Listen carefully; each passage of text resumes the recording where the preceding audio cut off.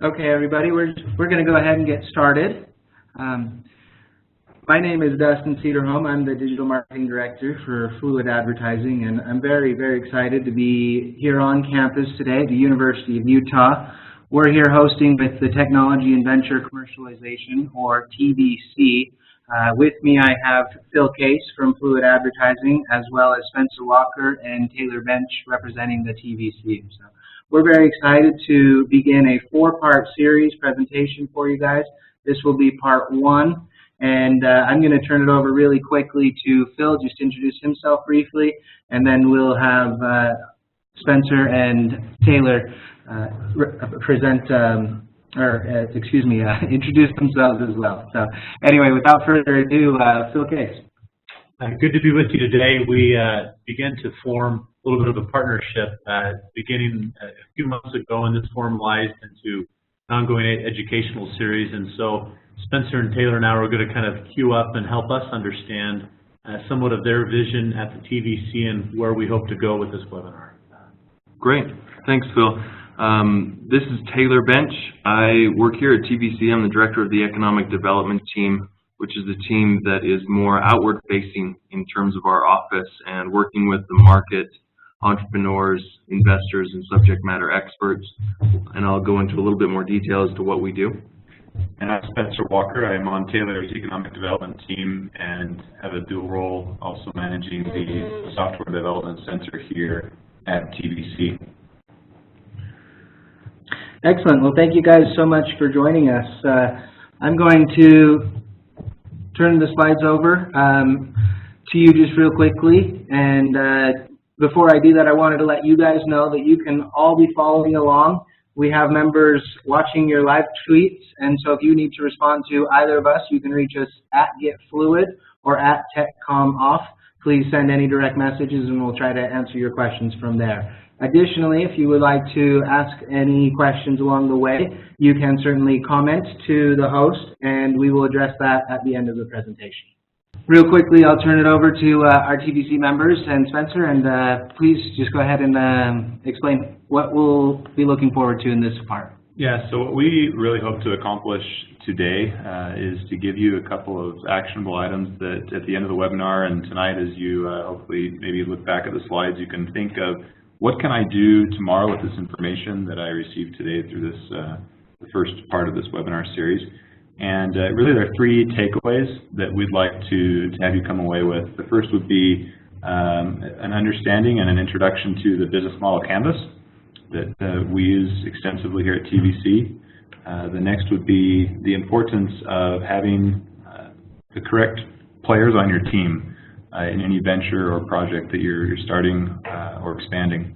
And third would be, we would love to invite anyone listening to engage with TVC and also with Fluid, and we hope that throughout this series you will have some appreciation for technology, venture, and commercialization, and have a desire to come and help us and engage with our office.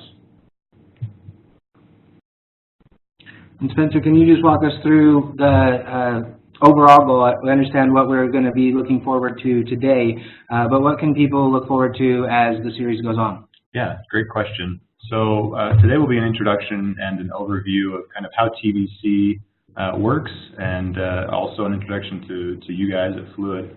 And then over the next couple of months, for parts 2, 3, and 4, we're going to dive into some case studies and some instructional material on how to take a concept to product. Then when we have that product, how to identify the first customer, and really go after them. And then once we've got our product and our first customer nailed down, how do we then scale into a profitable and successful venture? And our hope is that this first one may be a little bit more of a classroom type approach and a little bit more kind of going through principles, but we really want to make this hands-on and kind of almost go into the lab, where webinars 2, 3, and 4 are very much focused on real-life examples and case studies, and we can be walking you through, both from Fluid standpoint and from TVC standpoint, successful companies and why they succeeded and the principles that they followed. So we'll jump into the next section of this presentation, and just a little bit of background on TVC. So our office here at the university is charged with protecting and commercializing all of the intellectual property that's generated from the professors and researchers here at the university. So our office gets about 200 new inventions disclosed to our office every year from these professors and researchers doing their work here at the university. Our office then takes them through a process, and we'll talk a little bit about that today, to understand the answer to a couple of questions. One, should we patent it? And two, can we patent it? When we answer those two questions, then we start down the commercialization path and taking it through those 4 steps that Spencer just mentioned, going from concept basically to company and commercialization. So as we move forward, we just wanted to lay some groundwork with some of the language that we'll use in this webinar. If you have any questions during this webinar, please let us know if we're using words that may not make sense or in different ways than you typically use them. So a couple of those words, and Taylor's already thrown out a couple, I'm glad that he did, because they're so familiar to us in this office that anytime we engage with people outside, depending on industry background or experience, we all come with our own education, and so we talk about scale, we talk about validation and milestones and stage gates. Really, what we try and do at TVC is quickly identify and put into a bucket any new technology that comes in. We want to determine kind of the readiness and how well developed it is when it comes in, so that we can know the people and the resources that need to be tied to that technology. And if you have questions throughout this webinar series, if there's a term that gets used that's unfamiliar, please just let us know, and we'd be happy to maybe give a little bit more background on what that means. So jumping into that process, you can see on the slide here, the left side of it is kind of where the invention comes in. The right side is where money is generated, revenue is created. And we've broken this process up into 3 stages here at TVC. We call this process our commercialization engine, and it has 3 stages: the 2-stroke, the 4-cylinder, and the V8 side of the engine. And basically those are just maturity levels of the technology and the commercialization effort. As we go through these, we're answering those questions that are in those boxes there on the graphic. So the 2-stroke is, what is it? What is the opportunity? 4-cylinder is getting our hands dirty, really getting customer validation. The V8 is when it's starting to leave the nest and it's a standalone company or a license agreement. In the office here, we're trying to add a lot of value. Some of those additional resources where we feel we're adding value is listed there at the bottom, such as the software development center that Spencer runs and manages. That's just one element of the things that we do to help these companies stand up and work on their own, where we're going to be, for example, putting code together that is ready for the market rather than ready for a researcher's lab. So moving on, this slide is very complicated. It basically moves from the left to the right in a similar manner, but the green box and the blue box underneath is where our office is really capturing that additional value compared to other universities. The orange circles, the one on the left, is where typical universities are, where we will engage with a CEO or a management team or an entrepreneur as they start the commercialization process. But what we're trying to do is move that towards the right. And our office is trying to build that value and capture the value in the green and blue box for these new technologies. So we get a new invention and we have to do a lot of development and customer validation as we go through this process and really find out if there is a match for a solution that we've created here at the university. Is there a match out in the market where someone has a problem and they'd be willing to pay for our solution? So that process gets fairly complicated, and it's a rigorous process of customer validation and understanding what the market wants. And we use several tools and frameworks to do that work of customer validation and business model validation. So Taylor mentioned tools that are used. One of them that we use internally is the business model canvas. There are several different canvases out there. You know, we chose one and we've run with it. And the canvas, any canvas, is a way to visualize and to quickly make a hypothesis, a guess about any of these. For this particular canvas, there's nine segments that you're trying to hypothesize and identify your business model. The two that TVC tends to focus on would be customer segments and value propositions. That's really where we begin with any project, and try to understand who is that customer, and not just, I mean, to say the government, that's not a customer. Even to say, you know, agriculture department, that's not a customer. We try and drill down into titles and names, and as soon as we've identified who those people are, then we try to do as much validation as we can to either well, validate or invalidate our hypothesis. And this is a great slide that you're seeing now that shows typically how validation works. I mean, you throw up a hypothesis and you go out and you ask the market, you ask that customer, we have this thing and it does X, Y, and Z, and is that what is helpful to you? And they come back and say, you know, I need Y, but you should talk to my partner over here, and he might have other needs. And we go and talk to that person, and it's just this continual, what we're hoping to find in the market is a feedback loop.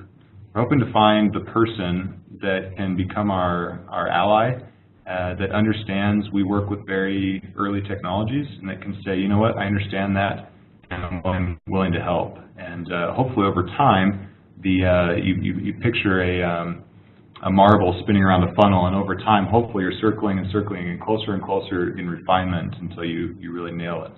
And Spencer, I just have to say, I think that's probably one of the more important things, whether it's for you know, TVC's audience or just any business that is starting up or is even current, to make sure that you are continuing validating what you're doing and trying to get to that you know, premium area that really your consumer is looking for and where that real need is. And we'll talk a little more later on the why of all of this, but I just can't agree with you more as far as the validation of the process and how valuable that is and what TVC can offer to your groups for that. And I think what's exciting is not only is this applicable for startups, but really for any business. I mean, we try to spin out new service offerings frequently, and we continually go out and, you know, design and then test these in the market and look for that feedback loop. Sometimes we're able to do that with existing customers, which is nice, but our path often feels and looks like this.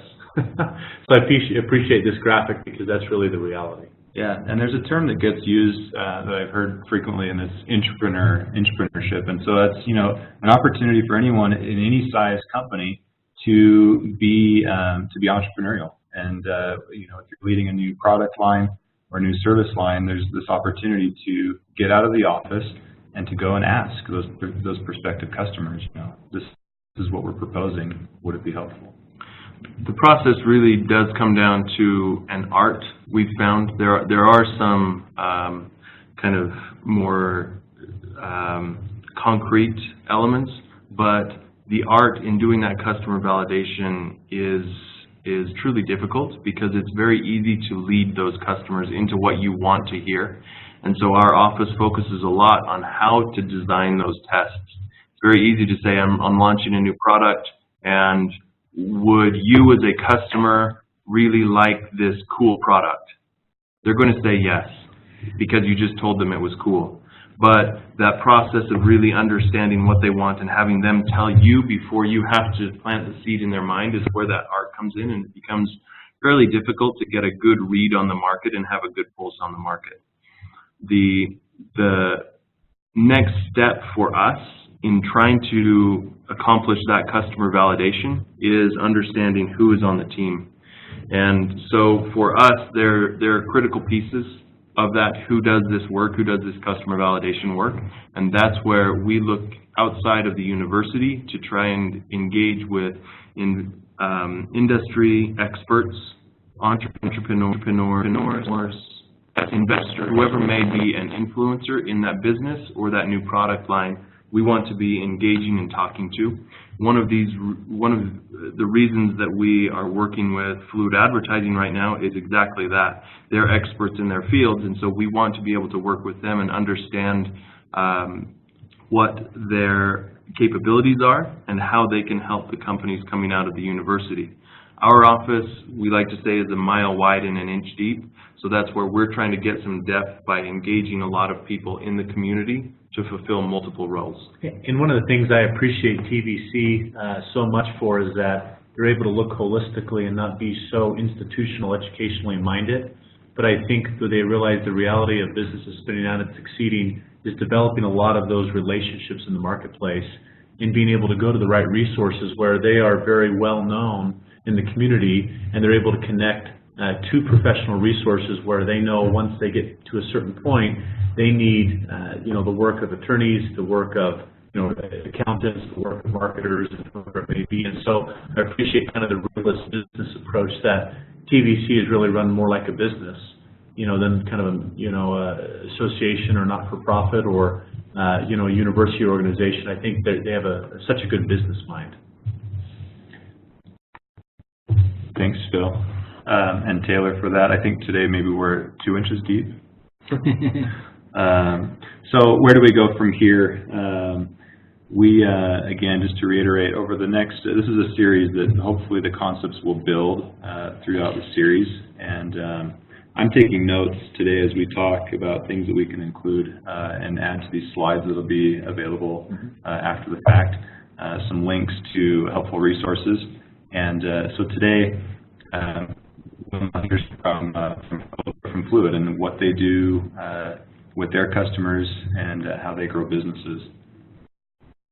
Well, we are excited just to take a few moments, and we'll be brief, want to be respectful of your time, but as you think about traditional marketing, we think about those things that, Mad Men try to encapsulize in, their kind of sitcom. And so this next slide kind of shows, what you're typically familiar with. So people think of advertising, you think of magazines, newspaper, billboards, TV, radio, etc. And then, some flyer brochures as well as some guerrilla tactics. And all of those are true. And, people may ask, well, are those things still relevant? And the answer is, well, it depends. And it depends it depends where you're at as an organization. It depends what you're trying to accomplish. It depends if you're trying to reach a business versus a consumer market. And then also, there's, from a digital marketing sense, this, I think, will kind of help queue up as we think of this world now.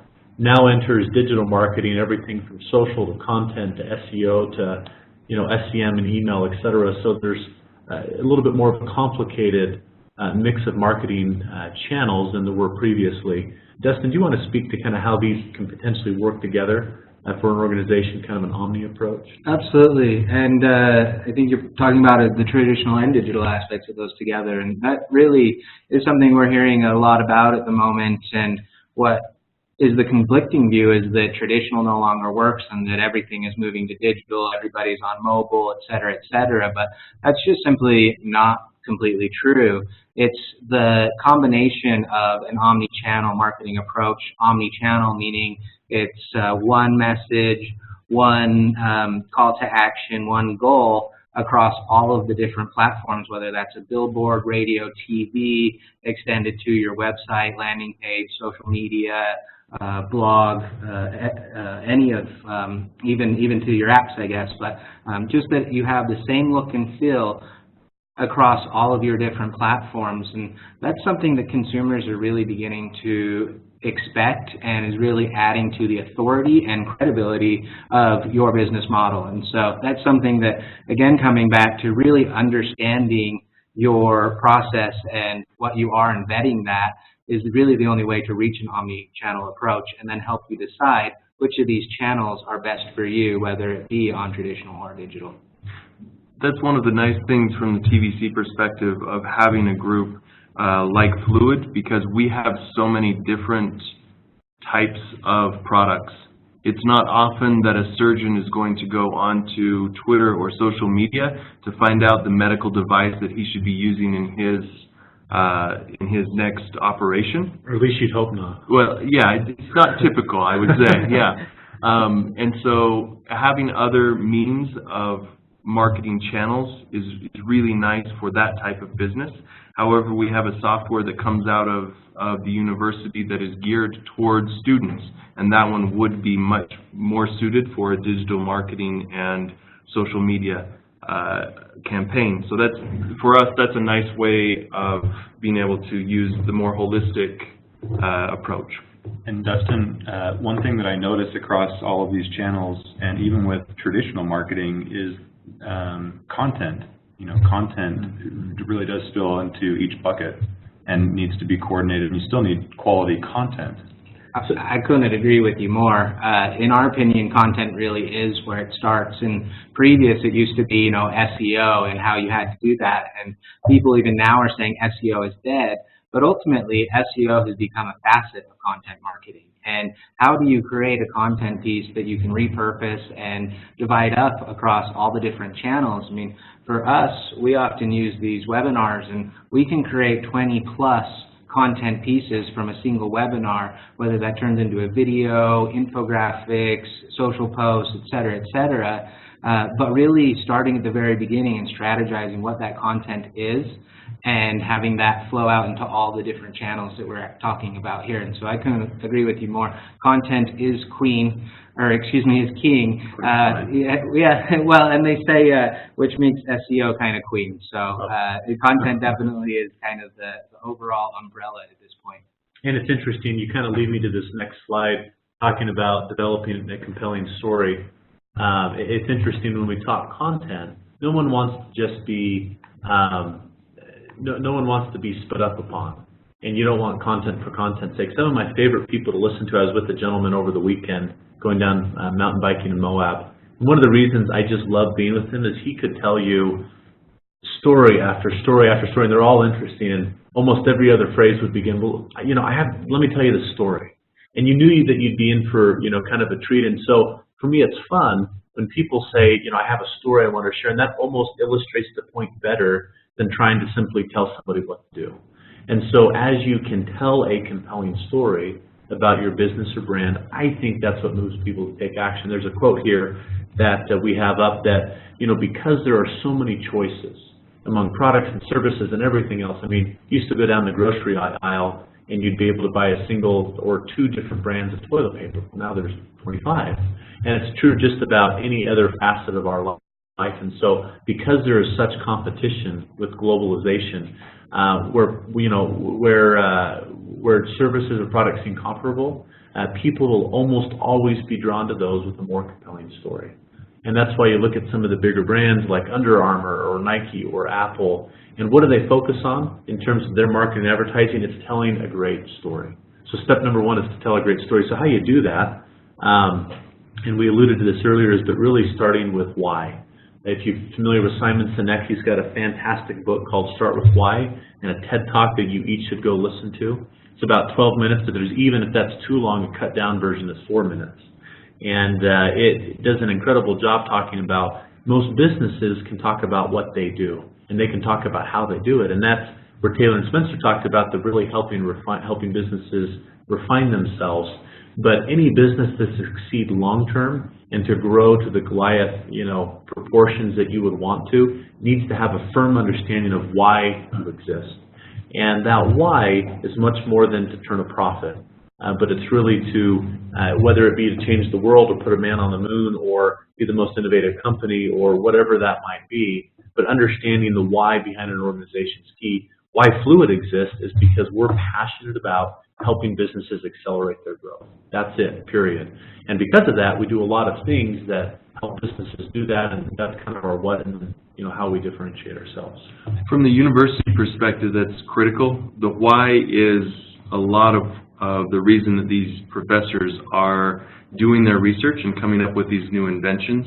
And oftentimes we just see that money will follow impact, and that impact is based on the why. And I just have to say, as we have these conversations, we really are trying to bring you value that you can put into use tomorrow.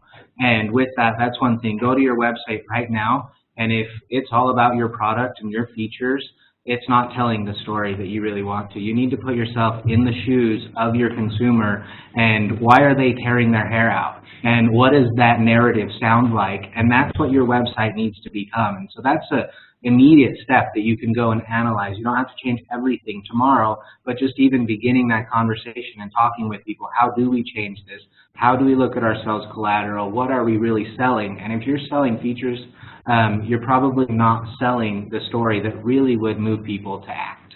On the next point, as we talk about a brand, and as you begin to construct a brand from the ground up and build a brand around, a proven business concept as you work with TVC, a brand ultimately is an emotional connection. The reason I own an iPhone is because I think it's the most superior technologically advanced device and smartphone there is out there. I actually don't believe that. But I do think it's cool, it's hip, and it's fun, and it connects with the rest of my ecosystem. And I'm emotionally attached and connected to Apple. And it's interesting, as we think about a brand, what composes that is a compelling story and a message, the visual elements, the personality, and who you portray yourselves as a brand, as well as those products and services. So Phil, if you think back to Taylor's slide about our work at TVC and how we try and take things from concept to company, how early does brand come into that picture? I think anytime, there's two parts of a brand. There's the internal culture, and you want to internally begin building brand among your employees first. And that's critical. And so that may not even come in shape of a logo or come in shape of a fancy website. That might just be of what is our culture, what do we stand for? And that almost sometimes happens organically, but you want to be intentional about it. But then the second point that you need to be really strongly thinking about what that brand is and how you portray it out to the marketplace is when you try to start attracting your very first set of customers. And we know that there's going to be some bumps and bruises along the way, and your path to market might be a little circuitous, which is fine, but at least beginning to have something to say, we are and we stand for this. And you're going to refine that 25 times 12, which is fine, but at least you're putting something out there and you're testing it. And so you can actually test your marketing message at the same time you're testing your product message and kind of say, hey, what's working? And then refine and learn from there. Cool. And I would say that alone is probably where you really want to start, because that's the passion. And if you're not really passionate about what you're trying to do, then you may not understand what your offering is.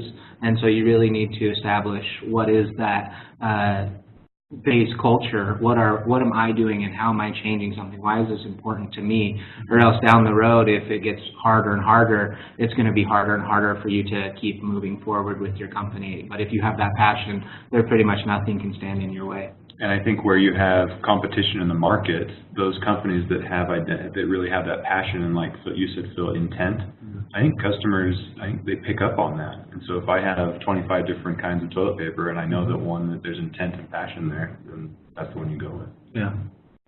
Well, and it's interesting, and this spills over. In fact, I want to just share a couple of fun examples. So we're familiar with Creamies, a fun, national now, but Utah phenomenon. And this slide says, the guy who said you can't buy happiness must have been shopping for cabbage. And it's very simple, but it tells a story. And you look at that, and you look at that kid, and it connects with you emotionally. It kind of, it's kind of a little bit of a, recall back to when you were a kid and just enjoying a creamy on the porch. And so, I think this does a good job of capturing that kind of brand message and story. A couple of others. This is one done for the Copper Canyon, a restaurant downtown at the Radisson. And as you look at this, this is a pound of meat stuffed with sauce, bacon, and cheese within that pound, and then baked together. And, the thought here is eating this will leave you with the same sentiments of those who finished their first marathon: pride, satisfaction, the overwhelming feeling that you may throw up. And so for us, this is a fun way of telling kind of this story and helping this brand kind of express itself. Two more that we'll share. Climate, they're a national retailer, manufacturer that retails throughout the country. And this simply says you wanted somewhere with an outdoor pool, wish granted. And as you look at that, you don't have to have too many words to look at their 10, which is almost, somewhat secluded in the distance and think, wow, I want that. And then lastly, with this same brand, you know, the message is simply stay in a 5,000-star hotel.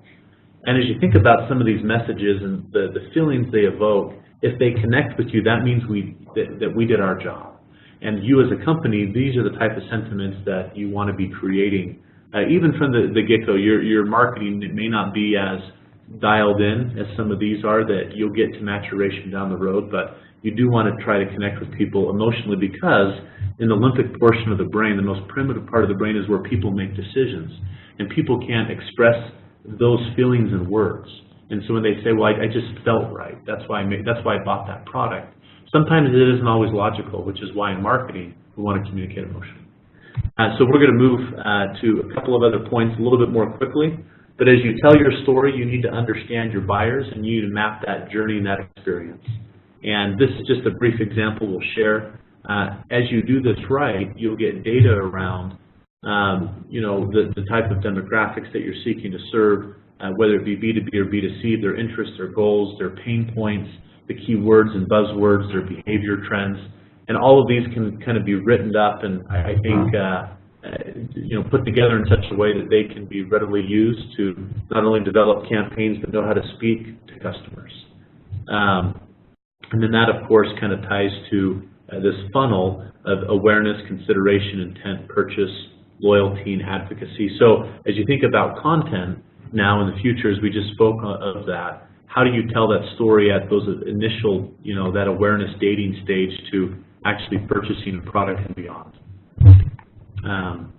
So the third point of just what's interesting with technology today is that you don't have to just broadcast out a singular message and hope that people resonate with it. You can personalize so much through technology today. Marketing automation is a fantastic tool, one of many. If it's something you haven't heard of before, you should go look it up. Dustin, do you want to just speak to some of these key points on personalization? Yeah, and I just wanted to address personalization first off because it is becoming so important and almost so expected. The big brands that we've mentioned before are sending you emails, you know, with personalized subject lines, and that's gone so far, and we're pretty accustomed to that. But they're now offering you welcome back messages on their websites with the product that they want, that you've recently purchased, or a related product on their homepage, and it's dynamically changing based on your behaviors. And they're doing that with retail products, but also in the B2B space. If they can understand, you know, your company size, the entire site can change, and you can dynamically insert different content all across devices and across different platforms, and it really makes a consumer feel as though you know them and you're talking directly to them. In this age of banner blindness and email scrubbing, where we're just deleting mass amounts of email as soon as we wake up in the morning, we really need to find a way to cut through all of that noise. And personalization is really the one way to do that. And in order to do that, there are some specific tools out there, marketing automation being one of them. And I think we'll explain to you in a little bit greater detail what marketing automation is and how it functions for you. Just one note on that from the TVC side, that personalization is critical when we're trying to figure out if there really is a market for a new invention. So if you have a new invention and you're thinking about putting a business together, it's very easy to go out and find, oh, the software market is a $1 billion market, and all I need is 0.1% of that, and I've got a successful business. Bringing that back to the personalization and saying, okay, who are my first 5 customers going to be? Who are the buyers? And trying to really understand, I mean, you've got to know what those customers smell like before you can get into the market. So you have to know them so well. So that personalization also goes for when you're ideating and creating your new business, you have to know the customers, not just that there's a $1 billion market out there. Great point. Great point. Fantastic point. So quickly, just what is marketing automation? And so here we can see the definition of marketing as offered by Gleanster. But really, in a nutshell, marketing automation is taking all the different platforms that you have, Facebook, email, blog, social, SMS, and combining it into one central platform and being able to then distribute information based off of user behavior. And what that really means is when somebody comes to your website, you are able to now track them and track their different behaviors and then serve up different pieces of content. And based on their reaction to those pieces of content, you can then slow the process of how much you're talking with them. You can increase the how much you're speaking with them.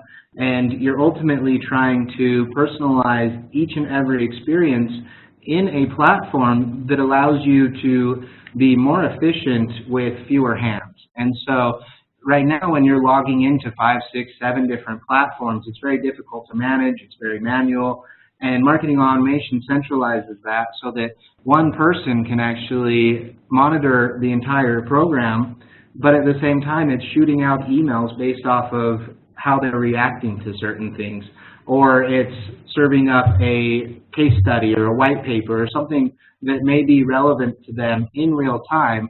And then the flip side of it is what we've kind of been talking a little bit about in the past, but the marketing side. And marketing refers to the new alignment between sales and marketing. And so this is really the bridge where marketing can send triggers to sales to say, this person has been on your website 5 times in the last 5 days.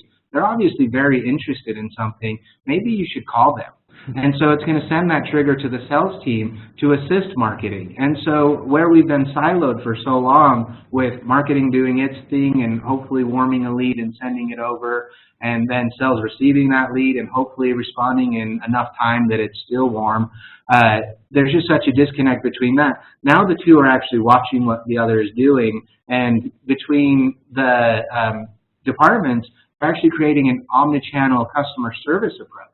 More than just the messaging, but just the way that your company, your website, your sales team, your customer service team, and your executive team are all actually responding to, referrals and different traffic and all kinds of different things. But it just makes a company seem so put together and as though they really are taking care of you as an individual. And so that provides authenticity and trust yet again.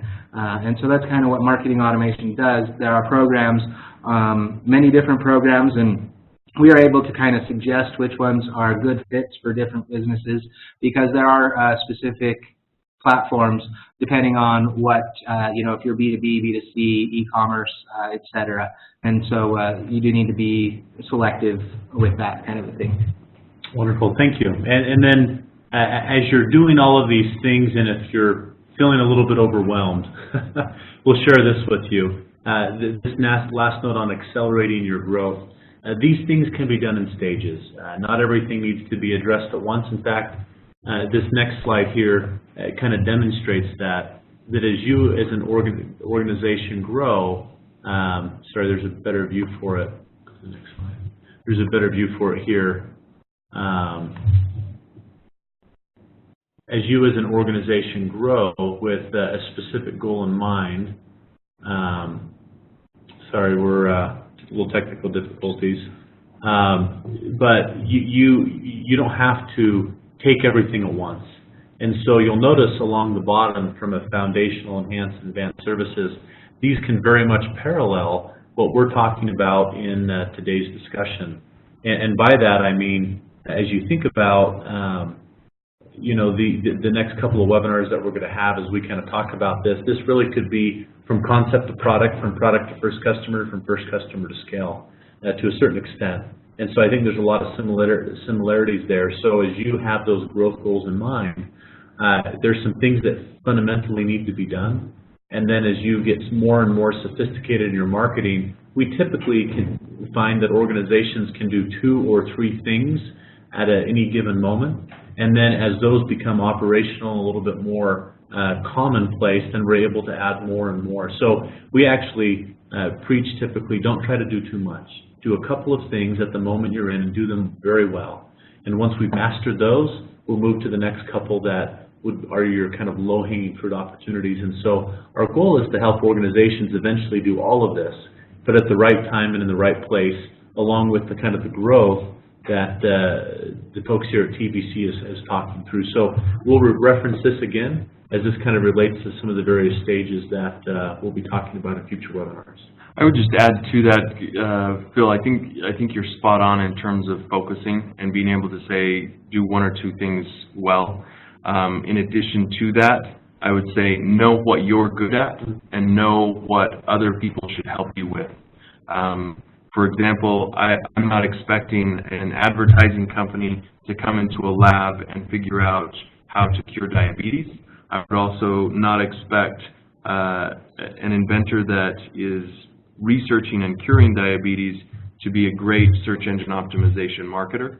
And so understanding that if either one of those are your next step, know who you should engage and when, because, and that's a lot of what our office does at TBC, is connect people with the right opportunities at the right times.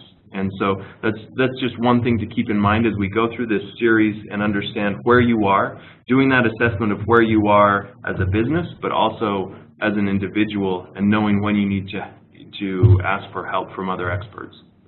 Thank you. I completely agree with that. So we want to, as we think about kind of in conclusion, and really what can you do tomorrow, I'd love to have Spencer and Taylor talk through this. We wanted to make this as practical as possible, meaning as you walk away from this webinar that it's not simply a, wow, that was some nice, now I got to go back to my day job and actually get real things done. So they're going to kind of help bring us home here. Yeah, thanks, Phil. So I guess an interesting exercise might be for anyone listening, and I'll take this challenge myself, is to go online and search out Strategizer or Business Model Canvas. We'll put links to these in the slides. And take an idea or something that you're working on already, maybe you're quite a ways into development, and try and fill out that business model canvas. Try and see if you're able to identify at least one hypothesis or one guess for each of those 9 fields, and then put it away and come back to it a few days later, a week later, and see if those assumptions have held true. And as Taylor mentioned, as you look at the business model canvas, it should be pretty easy to see where the gaps would be if this were to become a company. And gaps would be the right people and partners and resources. And it's just as valuable to know where the gaps are than to know what you have nailed. Lastly, we would love to engage with anyone that's listening, either in the community here on campus at the University of Utah or from the business community. We are always looking for subject matter experts, entrepreneurs, investors, service partners, and providers. Our goal is to deliver impact from new technologies created here at the university, and we just can't do that on our own.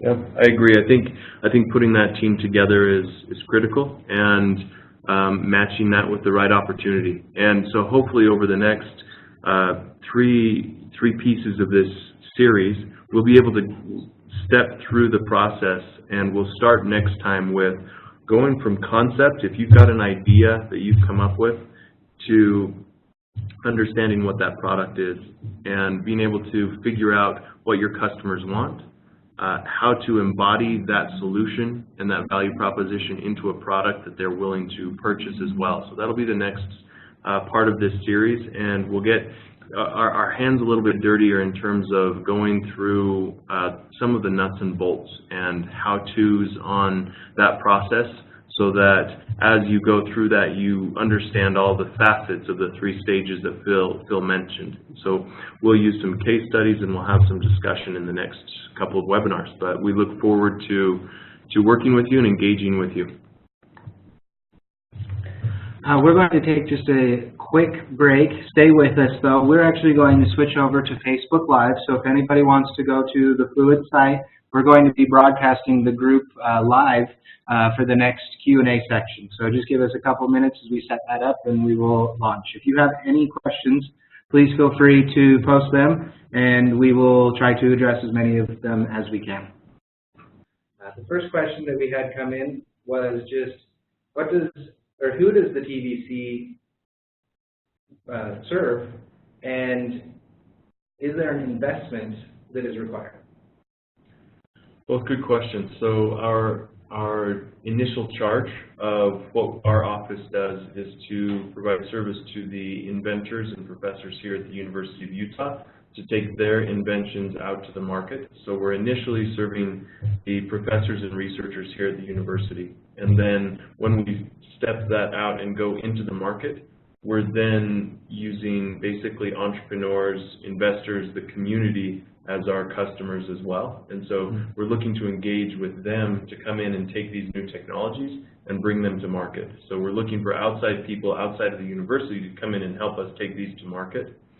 In terms of an investment, it's at that stage, at an early stage when a new idea or invention is leaving and trying to get put into a startup, we don't require an investment from startup companies. In fact, we oftentimes will put some of our retained earnings into these companies to help the management teams that we've recruited get them off the ground. Definitely in a startup, you're going to need to go out and find funds to get it off the ground. We can't supply all of those, but sometimes we will make investments into these new companies that we spin out. And certainly there's a time commitment, there's a time investment that you'll see with any new venture. Excellent. That actually leads well into our next question. We talked a little bit about concepts and we talked a little bit about marketing.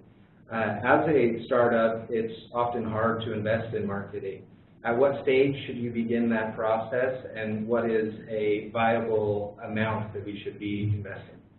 I think as you're initially understanding your kind of proof of concept and filling out the lean canvas, understanding business models, that kind of takes priority. But as you begin to go to market, as you begin to try to get those early adopters, you could say that marketing is essentially going out and finding your first couple of customers. Now, that's not marketing broadly, but that's at least going out and doing some marketing and trying to attract individuals. So, that might be just more equity in terms of, sweat and blood and, hard labor. You might end up spending maybe $1,000 or $2,000 a month to kind of get to that point. We do recommend as you begin to, from a commercialization standpoint, go to a broader market, to get a website, to get a logo, to get some additional sales materials or pitch deck or one sheet or flyer, you might need to be investing, $15,000 or so. And then kind of in that next phase of, okay, we've gone to market, we've acquired the first couple of customers, how do we then grow and explode this? Then you might be looking closer to $30,000 to $45,000 to kind of make that next investment. Good answer. The next question is, I have a product and I've gone to market with it. Am I still eligible to participate with the TVC? It's a good question. Typically, we don't bring in inventions or products from the outside unless our office can actually, and the university can add value to it. So if your product or your company or your business, if you could add new technology to it that has been developed at the U or could be developed at the U, then definitely we can work together. It's difficult for the university to allocate resources to outside companies or startups without saying, look, we're going to be a good founder and we're going to add some value with some new intellectual property, some new products that were developed at the U. Otherwise, we're probably not the best suited partner in that sense, unless we can find a way where we can add value with some intellectual property or other technologies. As a vendor, how can I participate with the TVC? Are there partnerships, or what other way can I collaborate with your group? So if you go to our website, that's probably the quickest way to get to us, and that's tvc.utah.edu.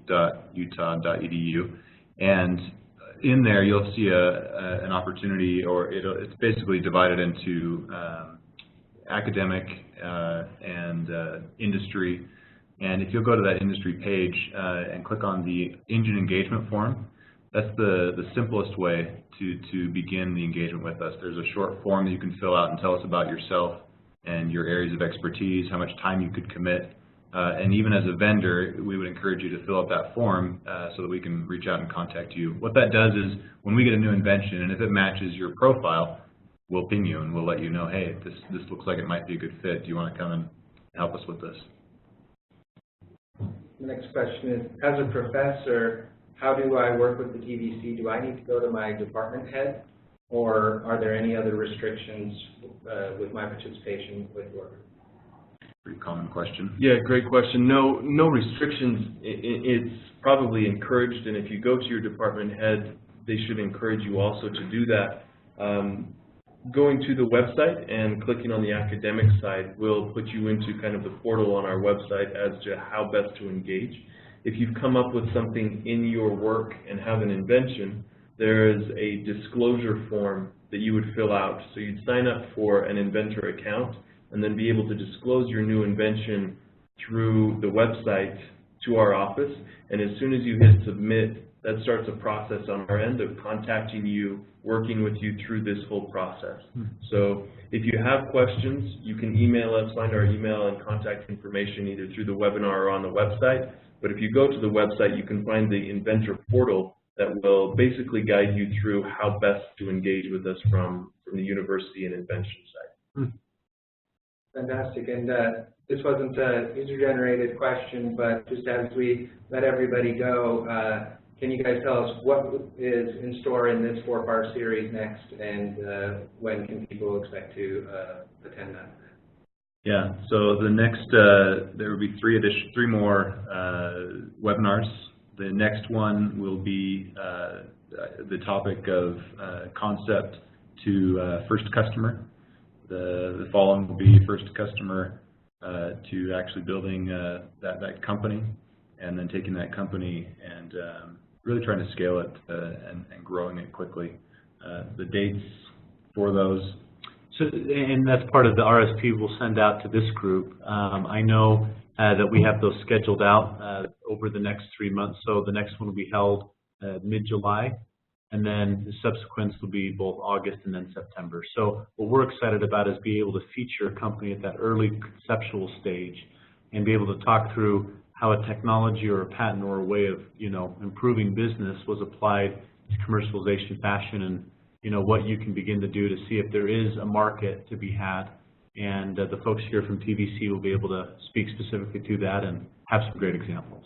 And ideally, as we go through that process, if there are people interested outside of the university that say, I'd really like to see some of the technologies that are being developed at the U, they can also visit our website or contact us, and we can walk through that process even as we go through this series and say, here's a new technology. Is that in your field or in your interest area? Let's walk through and see if we can start a company up around it or figure out a commercialization strategy. So ideally, this whole series will allow us to educate each other on that commercialization process.